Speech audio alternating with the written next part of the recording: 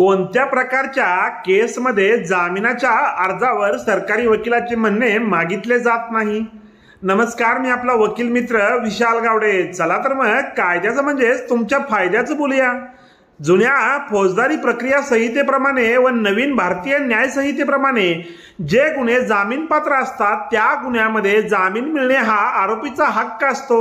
जामीनपात्र गुन्ह्यामध्ये जर आरोपीस माननीय न्यायालयासमोर अटक करून आणले तर माननीय न्यायालय हे आरोपीच्या जामिनावर मुक्तता करतात.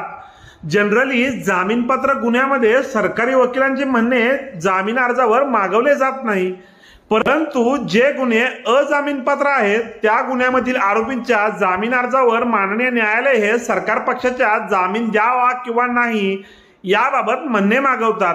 त्यानंतर दोन्ही बाजूचा युक्तिवाद ऐकून घेऊन जामिनाच्या अर्जावर मंजूर किंवा नामंजूर असा निर्णय होतो. व्हिडिओ आवडल्यास व्हिडिओला